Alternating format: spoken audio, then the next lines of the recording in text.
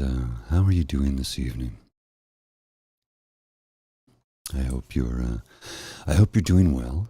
Um, I'm feeling better today than I was this morning. I was a little, I was out there this morning. Actually, last night it was much worse. I had terrible anxiety last night, and I don't know why. I think I just allowed the bad thoughts in, the ones that those thoughts where you become so overwhelmed by absolutely everything it is you have to do that you just are incapable of getting anything done. I was just so overwhelmed by everything that needed to be done. Phone calls that needed to be made, and appointments that needed to be made, and arrangements that needed to be made, and workload that increased, and I was just overwhelmed by it all. I think largely because I didn't sleep well the night before, and that may have had something to do with it. So as a result, I did not. I gotta turn that light off. That light is too bright. That's better. I did not feel like myself last night as a result. So I tried to breathe through the anxiety, which is, one of the best exercises you can do. Try breathing through it, taking deep, cleansing breaths. 5 in, hold for 3, exhale. I think there's another formula you're supposed to do, but I usually do 5 in, hold for 3, sometimes hold for 5, and then exhale. And I find that doing that, along with concentrating on flexing your muscle groups, starting quite literally with your feet, you squeeze them, make fists with your feet, for want of a better term, and hold it for a count of 5, and then release. And then start to flex your calf muscles, then your thighs, your quads. Hold your stomach, shoulders, make fists, all of it. Flex, hold, release, and breathe. And for myself, I've found that has been a pretty good way to calm the anxious beast within when it gets to be at its worst. You're welcome. It was, one of those events where everything just overwhelmed me last night, and feel like I let everybody down, and I guess in certain respects I did, and for that I feel terrible. But I had a terrible migraine on top of all the anxiety, so that's why I didn't do a show last night. I laid down around 8 o'clock and woke up at 10:30, crawled into bed, and I fell asleep, thankfully, very quickly, which was a surprise. But I woke up at 4 a.m. and I was rather stressed and anxious, and I tossed and turned, and I felt a little despair this morning. Thankfully, it subsided once I got up out of bed and showered and had a coffee, and then did the morning show.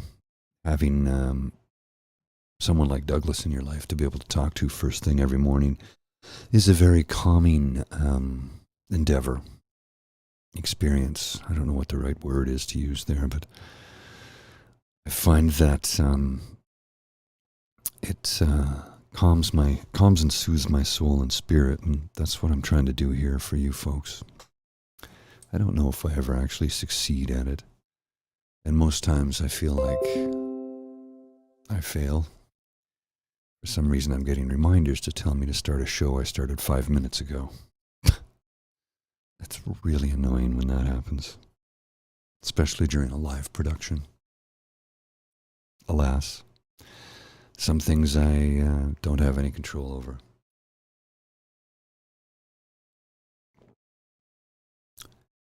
It's just a Crown Royal, nothing special. But I wanted I wanted a whiskey this evening, so I thought I would pour myself one. I'm going to, I think I'm going to be relatively brief this evening, mostly because I just actually finished work about 15 minutes before I started.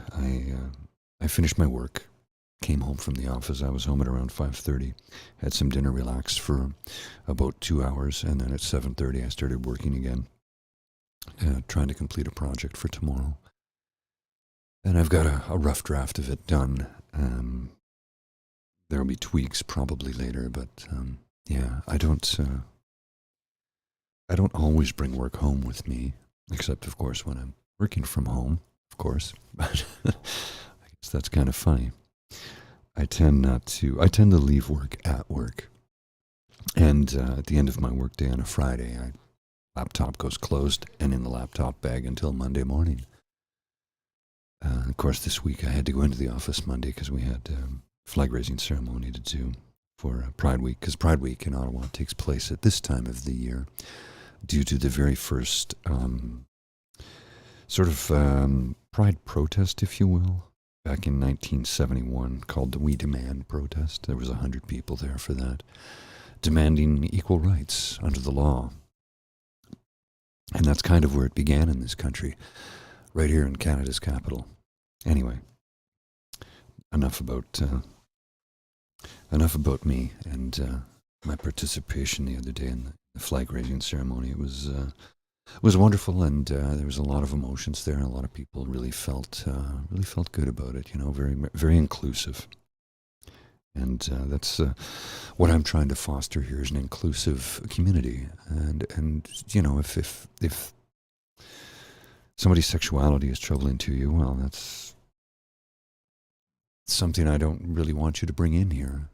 You know, if it's a trouble to you, that's fine. But in this space, we don't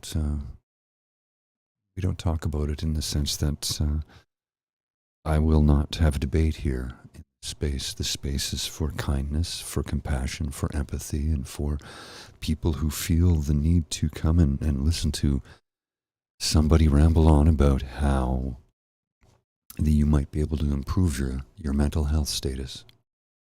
I say that because, you know, at 55 years of age and having dealt with both depression and anxiety for over 43 years, I have a few tools in the toolbox, so to speak, when it comes to finding methods to cope. I do take medication, and it's been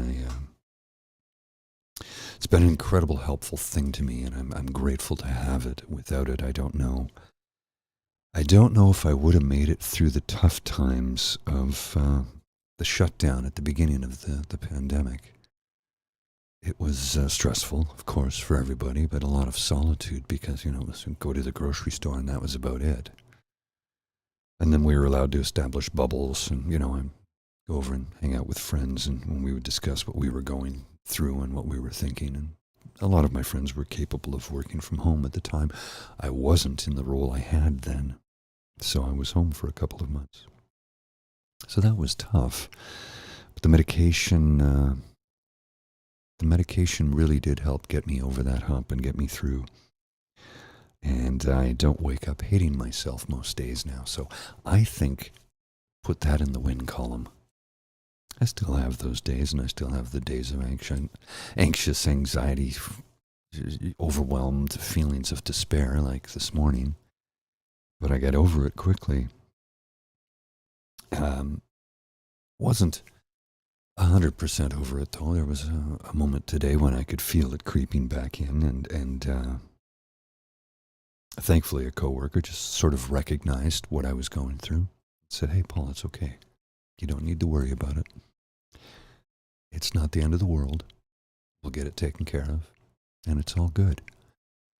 And I'm really thankful for that, and grateful to have a work environment where, when a coworker is going through something, there are supports there for you. And it's a gift and a privilege to be able to have that, because I know so many people simply don't. So I'm very, very lucky. And again, you know, this is the office that I work at, I'm merely a contractor there, not even an employee, but they treat me like an equal, and that makes me very grateful. Plain power, trying to stay in touch with my emotions is difficult sometimes, but I think uh, fostering an open line of communication like this has helped me to both deal with them and find ways to, open up the chat, if you will, for anybody else who wants to take part.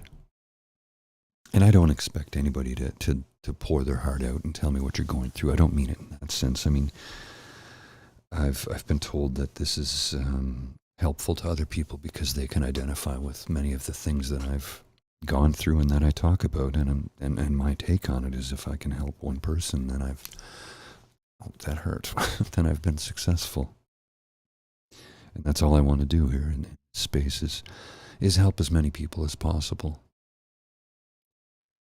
So if I wander on down the strange road and go into weird avenues of thought sometimes, you'll understand that it's just merely a state of stream of consciousness. It took me a second there to come up with that. I couldn't remember the statement. What do you call it? I'm old and forgetful, and I've had a lot of concussions, so combination of playing goal in hockey and in soccer or football, whatever you want to call it, along with working construction for 29 years. A lot of concussions. So my short-term memory is not very good anymore. I hate to say it, but it's true. My long-term memory is still very good, which I'm very thankful for. But my short-term memory has taken a bit of a kicking. What I have noticed is I can have conversations with somebody, and the next day they'll say, hey, remember when we were... Nope. I have no recollection of that. I'm terribly sorry. But call me in 3 months, and I'll be able to tell you verbatim what we just said. And that's funny, but it's true. And I've had those conversations with my beloved about the night we met, and told her, this is what you said to me, this is what you were wearing, this is what I was doing, this is how I felt. And he's like, you have total recall of that. Yes, I do. It's just my short-term memory that's gone.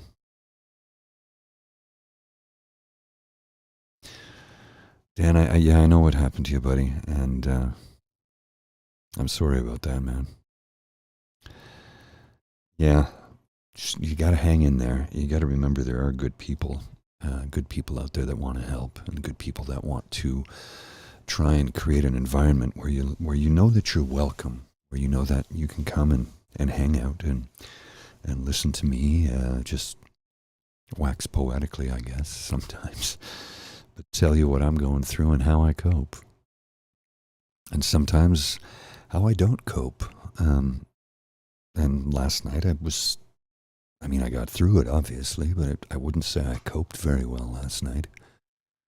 Pounding headache and a million thoughts and messages coming in and phone calls coming in and people waiting for you to come back. And anyway, I'm okay today. So that's a good thing, right? Thank you, darling. Thank you very much. I love you too. I'm a little cold tonight, hence the wool sweater and the toque. Yeah, it's a little chilly in here. I think because I left the air on and the temperature's dropped. I don't know what it is outside. It says it's 20 degrees, but it feels cold. Now, that being said, I've been sitting at this desk for a few hours doing work, so that might have something to do with it. Oh, thanks, Plain Power. I appreciate that. Well, the thing is, it was a friend of mine who I've known for, 30 years at least, who reached out to me one day and told me a story about a person that they love and care about, and how that person was really struggling with anxiety, and stumbled across this channel and spoke to my friend about it, and my friend said, "That's my buddy." To which the response was, "Oh my goodness, let him know. He's been so helpful." And then my buddy started to tell me, like, "Thanks, man. I really appreciate it." And he got a little verklempt, because this is somebody very important to him, and somebody who struggles with anxiety. And I'm just grateful to know that I was able to help somebody. And I mean, what did I do? I just talked about what I was going through. And I think it gave, and I've had a couple other people tell me, it gave them the strength to talk about what they were feeling. So if my vulnerability or my openness about my mental health issues is helpful to anybody, then I think this is all worthwhile. And I'm going to have days when I struggle. I'm going to have days when I do not like myself. Thankfully, I don't get them as often as I once did. At one point in time, I felt like that for, well, almost all the time. The rare moments when I didn't feel like that was, if I was playing a sport or at a concert, or just, out spending time with friends, when I could get my mind off of the negative impact, those negative thoughts that just rob you of who you are. Well, that's a great way to do it, Plain Power. Fresh air, being in the country helps. Sometimes it's a little bit detrimental to me because of the extreme amount of allergies that I have. So, as much as I love to go out into the country, sometimes it's not enjoyable. I could almost be a bubble boy. That's how many allergies I have. I'm not joking. I've found some things that have helped to diminish my seasonal allergies. They're not gone, but they're not nearly as bad as they used to be. That being said, too much time out in the bush will it takes its toll on me. But that's okay. Anything worth while in life is sometimes you have to pay a little bit of extra toll to have and enjoy, No, my darling, I have not. No, I didn't. I try and be as vague about as many things in my life that involve other people. Here I talk about mostly just what I'm going through. And I try and be as vague as possible when I refer to somebody who's told me they've received some help from this, because I don't want to, it's not my story to tell, right? I have my own story that I can tell, and it's about me. But if it's not,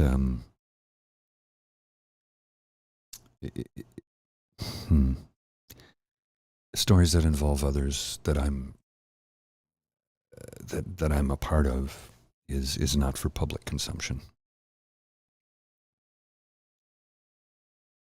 If that makes sense, I want to respect everybody's privacy. That's why if you don't need to you don't need to know every minute detail of my life. And I'm happy to divulge anything about myself for the most part, but I don't like to, and nor am I willing to discuss the lives of others, other than, being as vague as I can, just to say somebody, found community and some help here. So I don't even expect them to know who they are when I'm talking about them. That's as vague as I'd like to be, because it's their private story. It's up to them. And I do, as I have said many times on this channel, everyone is welcome here. And I mean that. Everyone is welcome here. Check everything at the door but your mental health that you want to come in and talk about. No politics, no religion, none of that. That's all to be left at the door, so we can come in here and talk about how and what we're feeling and what we're going through, and hopefully how I might be able to provide you with a little bit of help. I do realize that this is a Tuesday and not a Monday, and it's a little bit of the schedule is a little off as a result. And I apologize because last night I just was not capable of it. But I was feeling maybe a slight twinge of guilt this morning. That's the honest to goodness truth. The Irish Catholic guilt, eh? That's what I was raised upon, you see. Sorry, Mom, but you know. But I felt motivated this morning to commit to this evening so that I could continue to provide that space for you. And with that, I am going to bid you adieu for this evening. I've spent a long time working today, and I actually have to prepare a timesheet. If I don't do it now, I'll forget later. And, I'd like to get paid for my efforts, as I'm sure anybody can understand. But as I said recently, I will start to prepare some 5-minute whisper content along with some 5-minute meditations. That will be, I'm told I have to put that under the join tab. There's a join tab. I'm still trying to figure a lot of this out. The technology aspect I get, the production aspect, the audio-visual aspect I get, but when it comes to how to work things into YouTube, sometimes it's, a little bit more difficult. Just to let you know, Andrew, Saturday we'll be doing a pubcast for those of you who are interested. This Saturday, the 20, is it the 29th? Is this, what is Saturday's date? I don't even know. It's not the 29th. What is the 27th? Hang on a second. Where's my calendar? Can't find my calendar. The 26th. There you go. Sunday is the 27th. My goodness gracious. Saturday the 26th. If anybody's interested, we'll be doing the podcast. Okay, my friends. I thank you for coming out this evening and listening to me meander. I hope you're feeling a little bit better, maybe a little bit more relaxed. As I said, I will have some 5-minute meditations under the Join tab soon, very soon. Hopefully by the weekend. I have a pretty busy schedule the next couple of days. But there will be more content coming and a little pop-up stuff here and there from time to time. I want to keep the Monday evening 9:30 slot as the regular slot, and tonight was just an exception to the rule, just so that I could be here for you. So, until we meet again, my friends, you take care. I'll see you soon. Bye.